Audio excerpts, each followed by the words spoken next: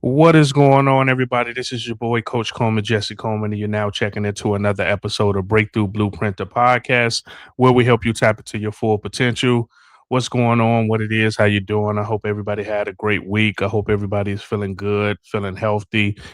We had a heat wave here in Chicago, so I am making sure I stay locked in the nice central air and AC. Last week on the episode, we talked about how you all had 122 business days left, right? We talked about what are you going to do, how you're going to show up for the last part of the year, even if that's business or personal. But this week we're going to switch over a little bit. I have an amazing guest, somebody who I've known for a while, somebody who I've looked at for inspiration, and somebody who just carries their self in an amazing way that just people just gravitate to them. So I am not going to go long and do a long introduction. I am just going to bring her to the stage. Welcome, Mrs. Becca Lutes. How are you? Hey, how's it going? I'm doing great. How about you? Oh, I am doing good. Before we came on, we were talking about how we finally, have a chance to record the episode, which I will say it was my fault because I thought it was her like, hey, I asked you to be on the episode and you didn't reach out. She's like, well, you were supposed to schedule it. I'm like, oh, you know what? You were right. It was my fault. So, A little bit of so both. We can both take a little bit there. Yeah, well, one thing I know is things happen when they're supposed to, and this is the perfect timing for it, especially when it's going into the second part of the year, especially with people, going through things that they're going through because life is life, and it's funny because Becca has a nickname which is called the Queen of Gratitude, right? So how did that name come about? If you even know how did that name come about? Yeah. So I was in a group chat with a significant number of people, and we wound up just keeping keeping the chat, and we kind of kept talking. And it was one of those things where I think actually Brandon Thompson was part of it. He's something. And I was like, yes, that. Like, let's go with this.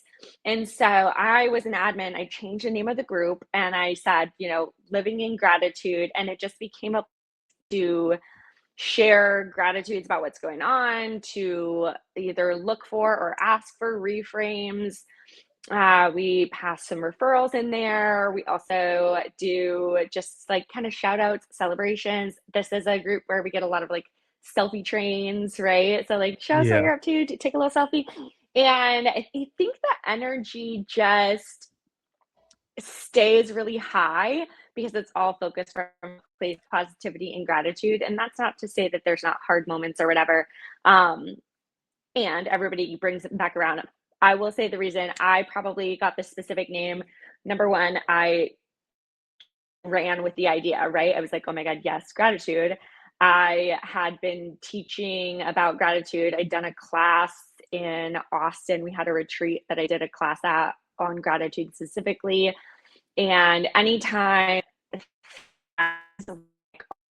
or low or focus, I'm really have no problem being like, ha, no, that's not the vibe. Like we got to turn it around. How can we reframe this, right? How can we shift this? How can we move this into a place of gratitude? Because I believe that is truly the highest vibration, and that if you are grateful, you're going to get so much farther than any other attitude. So was that something that just came natural to you, just like living in gratitude, or was that something that was developed over time where you start developing like, you know what, I need to live in gratitude, like that needs to be the go-to thing? I think that it's probably a little bit of a two-part situation. Okay. So I've always had a naturally, sunny disposition or a happy disposition. And, even since I was a child, right? And so I think that their part of it was naturally just from whatever you want to call it, right? From birth or from Yeah. nurture or a combination, or trauma response, right? Like add all that together and that becomes your personality over time. Um, so I think part of it was natural. And there's definitely been seasons of my life I wasn't doing great and I wasn't, in the best mood and moment. And I thought, how do I get back to my happiness, right? How do I Yeah. come back home to that? And I think that the thing is to just be grateful for what you do have, right? It's Yeah. okay. Like things are maybe down in the dumps, things are tough, things are challenging. Maybe you're having contracts fall out, maybe you're having family challenges, maybe you're having, health problems, like whatever it is. I think that there's always something to be grateful for no matter what. And if you focus on what you do have, you're going to get so much better reaction and vibes Yeah. and movement mentally than if you are focusing on what you don't have. So kind of just through some lived experience and then also through my personal growth and development, right? I really focused on that the last 10 years or so, just always seeking ways to make myself better, be better, grow, Yeah. learn, and have a better life experience. And the repeated pattern of really, you know, successful, kind type of people that you would look up to that were saying, you got to be bold, we got to reframe, we've got to set our thermostat to what we want. We got to set up our reticular activating system to look for the good, right? And the more I read and learned, I was just like, this makes a lot of sense. I've already been doing it a little bit naturally. So compounding upon that, it's just become a lifestyle and it's something that's super important to me. And I wake up every day, literally when my eyes open, I'm saying, I'm grateful. And we rocked from there. Hold on. So that's a thing that I think about. Of I've always been told when something is going wrong, when you're not having a good day, like just shoot off three things that you're grateful for, or reach out to a few people and just tell them you're grateful for them. And I can say that that does change how I feel in that moment because you really think about it like, I do have a lot to be grateful for, even if these things aren't going the way I want them to go. That gratitude, still being able to hold on to the things that I do have. Like, yes, this is bad, but it really ain't as bad as I think it is, right? So it's like being able to lean into that. Okay. Yeah, I, absolutely. no, There's no, a concept called the mood elevator that I learned about back when I was still in corporate sales, and it's for yourself, but also for clients. And it talks about basically like the lower emotions of anger, fear, stress, frustration, and the upper emotions of like joy, happiness, gratitude, right? And the middle emotion there is curious. And mhm. so there's, probably like 10 or 12 emotions on the elevator as they called it. And my boss at the time, he was like, just go to curious.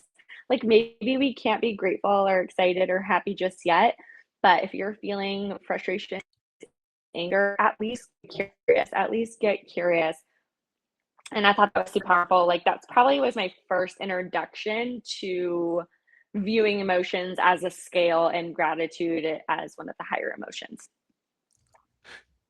I've never heard of that, and I actually like that part, that concept of the middle of just getting curious, like because it can change some things. So that is actually something I am going to think about when I have those different moods. Because at the end of the day, a lot of times when people listen to podcasts like this or they look at videos, they think that the people that are saying these things to them have everything figured out. Like we don't go through hard times, and it's like no, these are the things Yeah. that we actually do to get through those hard times that we're going through.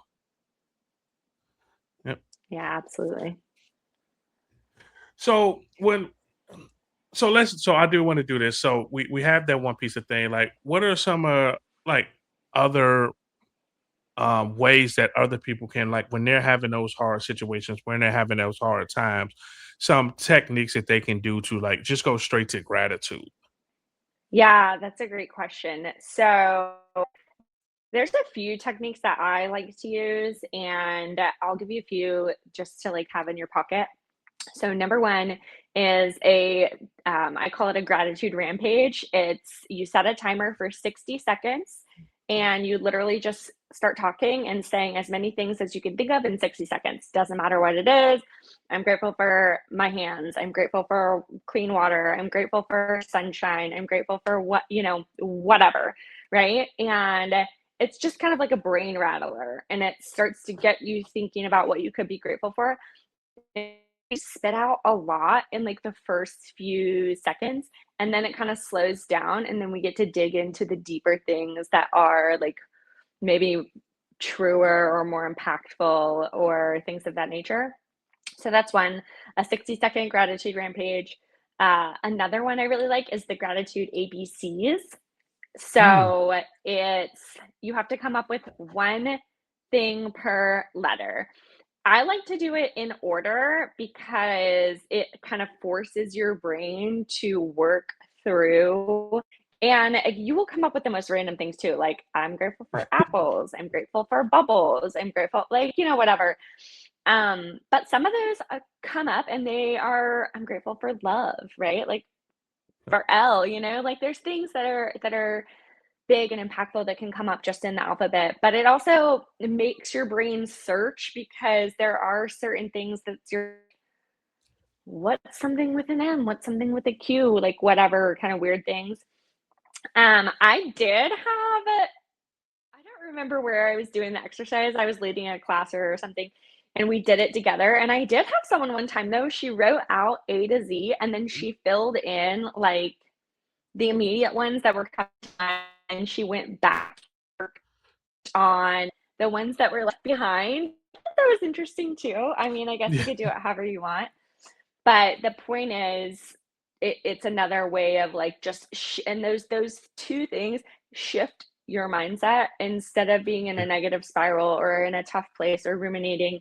You are shifting your whole brain power to focus on gratitude. There's two little kind of tools to yeah. make it like a quick reset.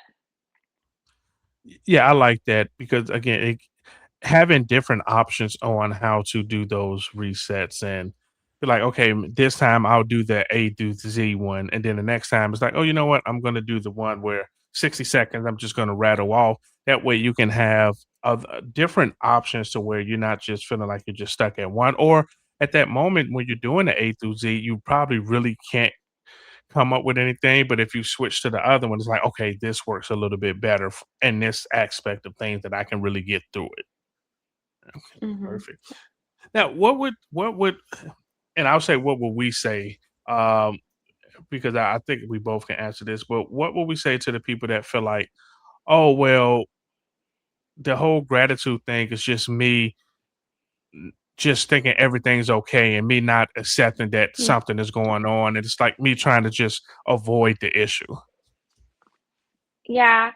I think that if that's the only thing you did, then they might be right, if you Yeah. didn't ever look at the problems or the issues or handle them, that would be a fair assessment. So this doesn't replace being honest with yourself and problem solving and, sometimes to that feel crappy and depressed and sad designed to move you forward out of that or to help you just move up a little bit, right? So that you can tackle it from a better place because you can't solve a problem with the mindset that got you there, right? Ooh, So yeah, you can't solve a problem with the mindset that got you there. I think that's originally Einstein actually.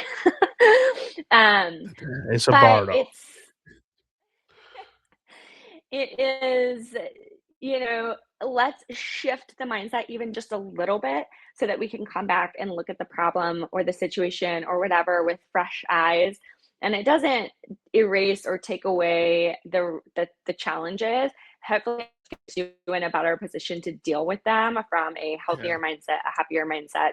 Um, there is a level of like caution. You can't just sweep stuff everything under the rug, right? Like, however, this gratitude is such a great tool to leverage your positive mindset, attitude, right, state of being, vibration, to then go and handle those things, those problems, those issues, that bad attitude that you have, a little bit better.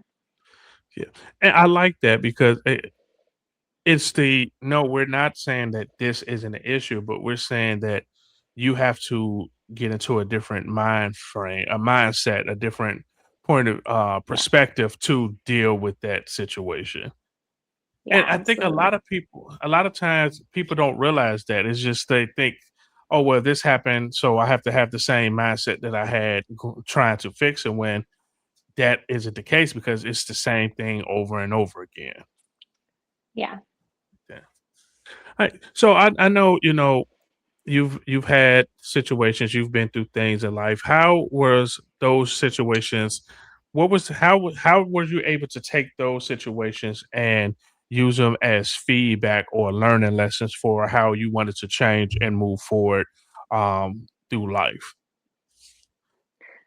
Yeah, I think that everything has something to offer us in terms of a life lesson, a reflection, right? So, for example, relationships are our biggest mirrors, and we learn a lot in relationship, whether that is a personal, intimate, romantic relationship, whether that is a friendship, whether that is an employer employee relationship, whether that is a client provider relationship, right? And people, the closer they are to us, have the more opportunity to trigger us. Yeah, And that's just an opportunity for us to reflect, learn, grow. And I mean, at the end of the day, we count it as experience, right? Like, I mean, personally, I've been married and divorced, and going through that experience, well, it wasn't fun. I didn't have yeah, a great time. Nobody like goes into a marriage thinking, "Oh yeah, I'm gonna get divorced in 3 years. It's all who cares," right? Like, right.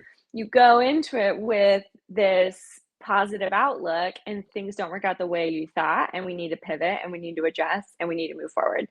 And, I could look at that as a waste of time or a huge mistake or be regretful.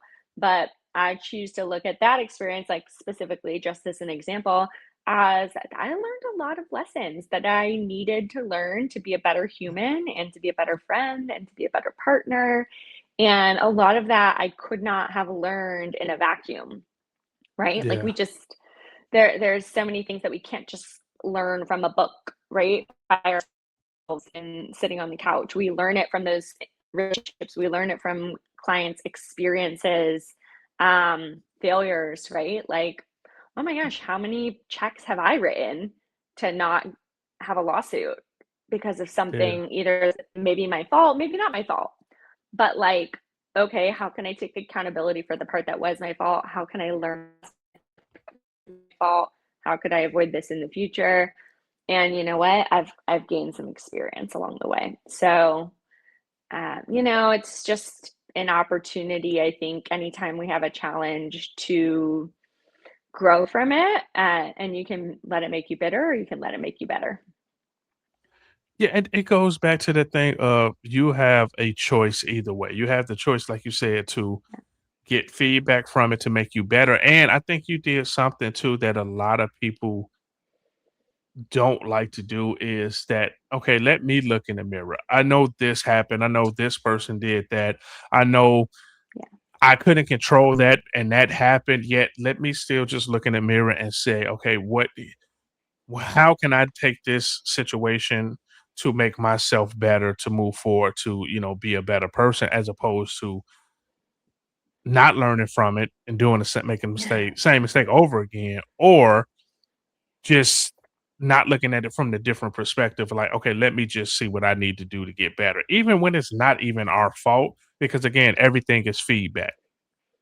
Yeah, and that's something I also really think is super important, and I don't know, it kind of plays with gratitude, or reframing perspectives, right? You, at the very minimum, in any situation that turned out poorly or was not great or whatever, at the very minimum, you allowed it, or you continued to participate, right? Or you put yourself in that position in the beginning, right? There is a little bit of ownership at no matter what, right? Like, even in a car accident where it was 100% the other person's fault. Okay, maybe I wasn't patient, I was defensive driving better, I could have escaped the situation. Like, Yeah. I chose to drive today. Like there's always something that you can take a little bit of ownership on. Um, and I think that that's super important. Also gives you a locus of control, right? If you've ever heard the internal locus of control and external locus of control. Um, Internal is where, we're taking accountability and fundamentally believe that we have control over how we react in the situation. Like, we may not have Yeah. control over everything, but there is something that we can control. And by taking that and choosing to look at it from a perspective of gratitude and choosing to look at it from a perspective of learning and growth, I think you're just going to have a much better life experience than if you are always saying it's someone else's fault and never taking any sort of accountability and never making any sort of, positive choices about how to see things. Yeah, because that would be the thing of wanting change and want things to be different, but not taking accountability on what you can do for those things to be different or for the change that you want to occur. It's just always, well, this person did that, this situation, that situation. And like you just said, well, you are putting yourself in that situation or you're allowing that Yeah. situation to happen where it comes back to, okay, what do I need to do different then? Yeah. Yeah. Could I set a boundary? Could I choose to opt out? Could I, you know, change whatever it is about the situation, right? Like, or the relationship. And sometimes we feel like we can't, but you can. Like, Yeah. I promise you that you can fire that shitty client. You Yeah. can Yeah. choose not to hang out with that loser friend. Yeah. You Yeah. can, you know, change teams. You can make a decision to make a change to remove yourself from almost any situation. Yeah, I just had this conversation of just like that. Well, you made the conscious decision to buy the cookies and you made the conscious decision to eat the cookies. So you can't get mad where, hey, I'm not where I want to be on my health journey. When you went to the store, you had to buy those items. You made that Yeah. decision to buy them. So it has to be like, hey, I put myself in that situation because I put that temptation in front of me. Right. Mhm.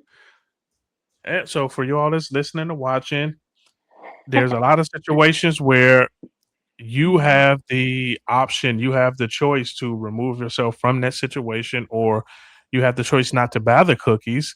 So that way you won't complain about how you're not feeling good is because you went out there and bought the cookies. Yeah, well, and Eh, the beautiful thing too, though, is, like, every day is a new day, every minute's a new minute. Like, you can go walk over to the pantry and throw away the cookies right after we get off this call. You know what I mean? Yeah. Like, you can shift at any moment. You can decide to be a new person. You can decide to look at things a new way. You can decide to make a change. So, even if there's things in the past that you maybe, "Oh, I wish I hadn't bought the cookies." Okay, well, what's the next best thing that you can do? Throw them away. Yeah, that's spot on right there. Is we have to not live in the past of, oh, I bought the cookies, I ate the cookies. Okay, that happened. You can't go Yeah. back and not eat that cookie. But moving forward, you can, like you said, you can go to the pantry, you can throw those cookies out. Make sure you don't walk down the cookie aisle. Like there's things you can do to move forward. Just Mhm. don't dwell on that you did it already, and it is what it is. Yeah. Okay. So I want to ask you. So what keeps you moving? Especially in our business where things fall apart. clients do stuff, or like you said, an agent on the other side is being difficult, or just life in general, what is that push for you that just keeps you going? That's a great question. I think that there's a few things. So I've found a way to do more of what I enjoy and less of what I don't.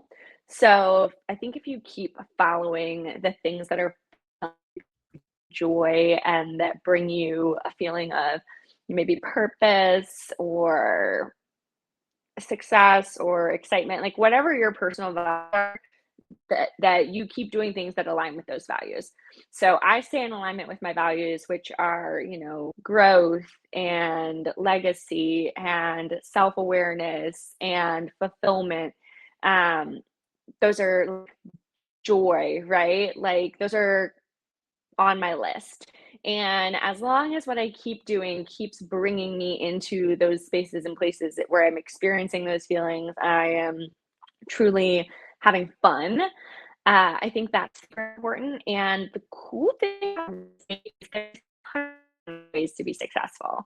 So the way that I do it is not going to be the same as the way that someone else does it. And I think if it stops being fun the way you're doing it, you could choose to try another way to do it. Um, like there's truly so many avenues for success, and there's also so many little like niches, right? We're in residential real estate. We mostly help people buy and sell real estate. But if tomorrow I was like, you know what, I think I want to be like the next Joanna Gaines and I want to flip houses and whatever, like I could go do that. And that's another successful opportunity potentially, right?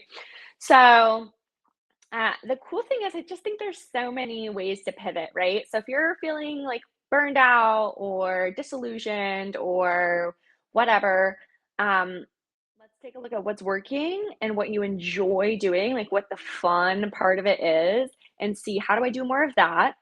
And how do I do less of what I don't like? And how do we work that out, right? Because I just don't believe in doing things that are not having me bring fun and joy and also put food on the table because there's so many ways to be successful. Um, so yeah, I guess like the long short of that is just to follow the things that are in alignment with your values and that bring you joy.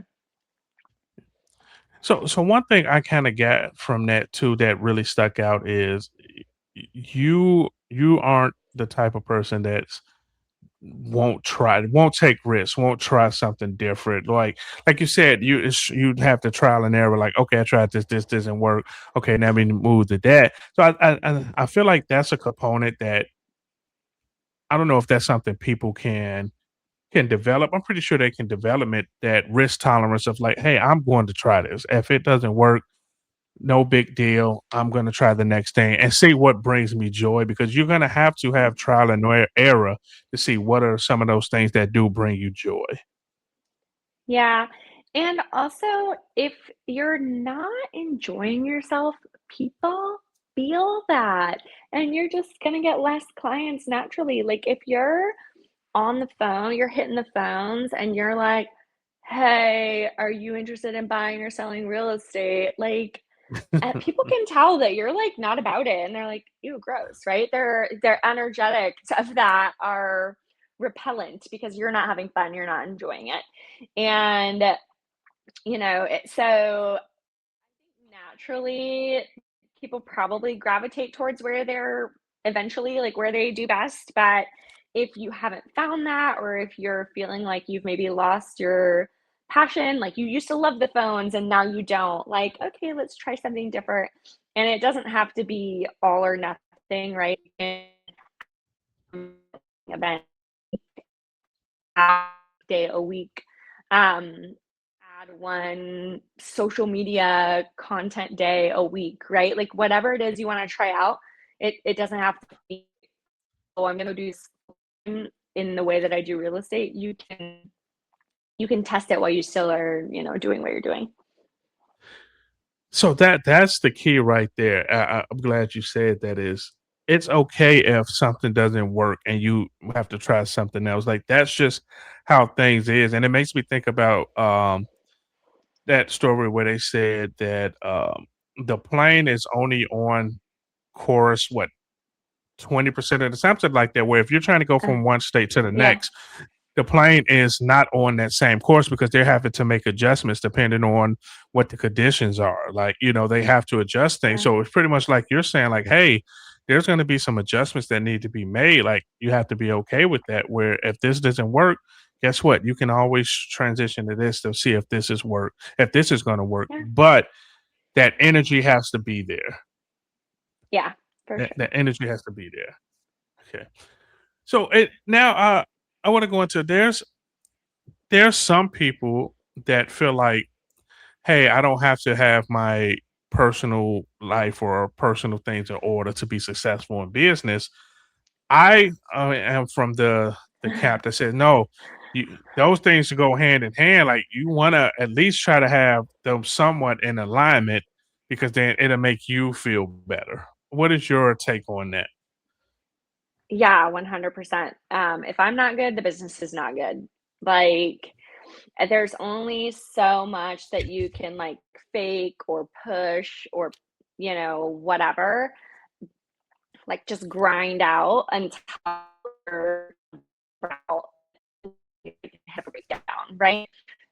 Yeah. So, making time to one, rest. Everybody needs rest, and rest does Yes. make you more productive in the long run, right? Um, and everybody is allowed to rest and deserves rest without exception, right? So jot that down, right? I think a lot of us are in this mindset of like, if I'm not being productive, I'm not worthy, or I haven't earned my rest, or I Hmm. don't deserve to rest, right? And that's just simply not true. Um, so one, rest, and then two, you know, if you have think about it like a computer program or setup, right? If I have on my computer 57 tabs running in the background, they're in the back of Hmm. my brain. And there are all these like important things that I haven't taken care of, personal issues that are outlying, this, that, the other, right? And I'm trying to open up a new tab to do like a work task. It's going to run so much slower because it's got those other 57 tabs open that I haven't dealt with, right? And Yeah. yes, we can compartmentalize some and we can set things aside and do what needs to be done. But on the long term, in the big picture, you're going to be much better served by completing out those tabs. And maybe not all of them, right? We always have our own stuff kind of running in the background.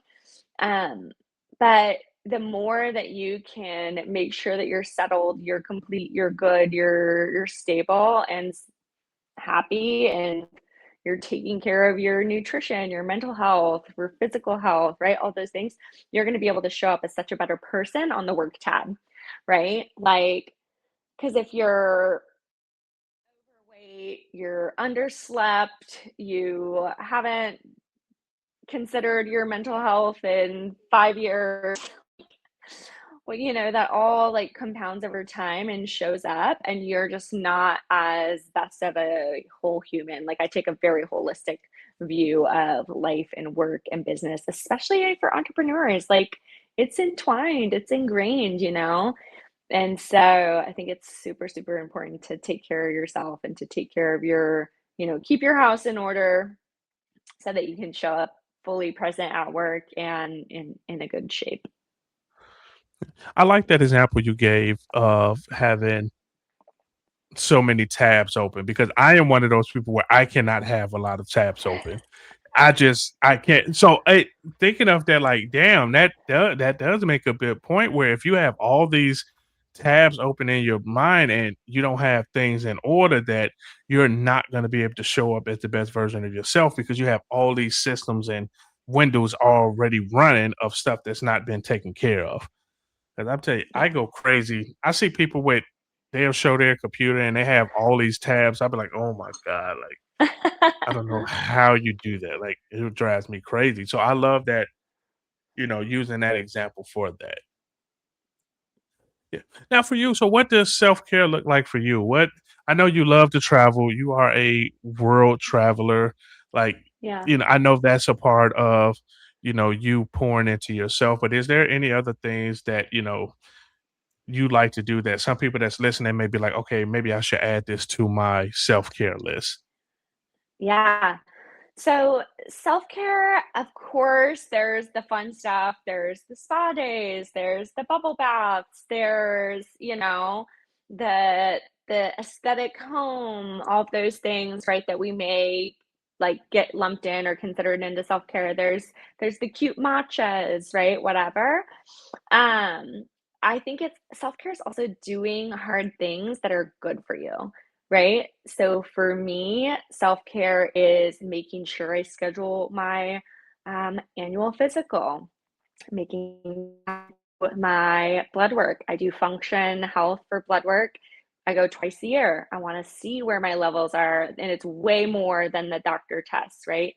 Um, it's making sure that my finances are in order, right? Okay, I'm going through where I'm at financially, where my investments are for the future, where my current balance sheet is, where my income is coming. And some of that stuff can be tough to look at, especially if you're not like where you want to be. I think, or you feel behind, or like maybe you have a negative net worth right now. Like, it's okay, it happens. Like, there are plenty of people who have been there, right? Like very people who are now very successful. Um, but I think like taking a stock and being honest with yourself on those things uh, is really important. Doing the meditation, getting the morning sunlight, taking my vitamins and my supplements, right? Like that's not necessarily sexy, um, but it's really, really important, right? So sometimes self-care is doing the unglamorous things, but that make you feel safe and secure, and you're taking care of your physical health, you're taking care of your mental health, you're taking care of your financial health, and all of that helps you, show up better and feel better as a person. Yeah, because I can think of times where going to the gym just doesn't feel like something I want to do, and it's doing the hard things like, hey, this is just going to make things better, right? I, Yeah. I like that. So for you all that's listening, I think that's a key thing. We talk so much about doing a business audit, doing a financial audit, but are we doing personal life audits? Are we auditing how we're feeling? Are we auditing what are things that brings us joy and things like that? Because that plays a part in it together, like you said. I leaned over because I was looking for something that I know is in my journal, and it says, "What will 42-year-old me thank me for doing today?" Okay, so I'm 38, so I think I wrote this last year, right? It was 5, what will this person um, and there's a lot. I'll read it to you. I'll be a little vulnerable here. Consistent workouts, taking care of my body, taking care of my taxes, investing consistently, creating additional streams of income, and finishing my condo renovation. And some of those are things I've been putting off and things that I like don't love to do. I don't love to do taxes. I hate my taxes. I probably do my taxes once every 2 or 3 years because I hate it that much. Like I ignore it for 2 years and then I like do it. And that's it. That's kind of crazy, right? So those are things that I know I need to work on, and I literally wrote them down and put them in my notebook. What is my future self going to thank me for doing today? And I think that that is self care. That is one of the most powerful exercises I've ever done is the future self exercise of what would your future self think, right? And then I actually so there's one thing that I started doing. So when I teach certain classes and I shared, and I haven't shared it here, but I think I shared where one of my biggest fears right now is that the people who passed away before me, that when I meet them when I'm gone and they say, hey, you had that extra time to live the best life and you did not take advantage of that. We're disappointed in you. Mm. Like, and it goes back to like the Ugh. future self thing of like, is your future self, you could talk to your future self now, is it going to be proud of what you did or is it going to be disappointed in what you didn't do? Yeah, Yeah. for sure. And we have to think about that. And I think of like with going back to the journaling, like that is a good prompt for us. Like, hey, if you can talk to your loved ones who are no longer here, what would they say Mm. to you about how you are showing up? And Yeah, then that could be a way of, okay, I need to make some adjustments. I need to do some things differently. yeah. Yeah. So for someone who's there are some people that had hard years. I mean, you already know what I've, dealt with this year. Like people are, going through some rough things. What are some of the things like you would just share with them? Like, hey, something that in the most Becca Lutes way of what would you share? Yeah. So I would say for anyone dealing with tough times that, we have to believe that it gets better. That's the number one thing. Like, if you can hold the belief that things are going to improve and always train yourself for the good, right? So truly, like, I start small, right? Wait, like, write down 3 things you're grateful for every day. And the thing about that too is, like, even if it's really hard, I did this exercise for, probably about a year to someone that I was coaching, and every day, "Okay, what are you grateful for?" And, like, some days it was really, really hard for her. She just was not as positively inclined, right? And the thing though is it caused her to look for things during the for the next day, right? So she was having to like really be mindful and conscious of it because it was like challenging, right? To do those 3 things. But guess what? Now all day every day her brain's like, well, what are these stupid 3 things I need to be grateful for Becca tomorrow, right? But like it even that small thing, it trains your brain to start looking for the good, right? And so I would say that is probably the best way to start is just the simplest little step, right? And everything is just one step at a time.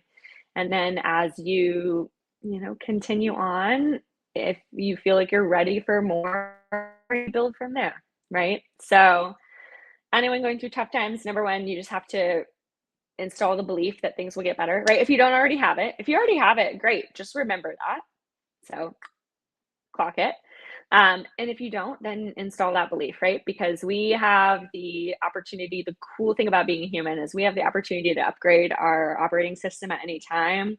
We have the opportunity to upgrade our identity at any time. And you can become a person that believes better things are ahead, and then just start to take small steps to achieve them.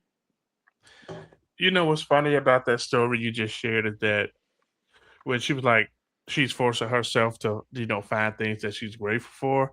And I'd look at that like, you know what? That would actually work for me because you would be so focused on finding the good Yeah. things that it becomes a habit to where you're just always looking for the positive good things in any situation because you programmed yourself to always have to find 3 things that you're grateful for. So it forces you into that realm of they look at the positive in this, look for the positive in this, look for the good in this, look for the good in it. So that was a funny story, and it really can help so much. Yeah. What you That's focus cool. on expands. Yeah. Yep. All right. So as we wrapping up, I always ask my guests. You already answered one question, so I don't have to ask that. But the other question I ask my guests is, if you could go back to the younger you at some point in your life, what would you say to your younger self? Ooh, oh, that's so good. Um, I think if I could go back to a younger version of myself, I would probably wanna go back to a time, like, maybe after high school, coming into college, or yeah, I think that's a really good time. And I would just say to not be afraid of being myself, like, ever at all, because the right people are gonna gravitate towards that, and the wrong people are going to be repelled by that, and that's perfect. We want to repel wrong people. A magnet attracts what's meant for it and repels what's not meant for it, right? You cannot attract your ideal partner, your ideal best friend, your ideal business, your ideal client without repelling something that is not that. Okay. So I would really say just like lean into who you are and be that and fully authentically as much as you want. And the right people are going to show up and they're going to stay and the wrong people are not, and that's totally cool. I love that. So for y'all that's listening, that might be something you need to hear where just be authentically you, be you, and the people that will accept you and be there for you as you are will be there, and the people that you don't need in your life, period, will be repelled away, and Yeah. you will be in a good spot. Yep. Perfect. Becca Lutes, thank you so much for taking time out of your day to rap with me about all things gratitude and how, our listeners can move forward even during the darkest times. I appreciate you and thank you so Yeah. much. All right. And everybody else. Absolutely. Thank you. Yeah. And everybody else, thanks for rocking with me on another episode of Breakthrough Blueprint, the podcast where we help you tap into your full potential. I'll see you next week. Peace.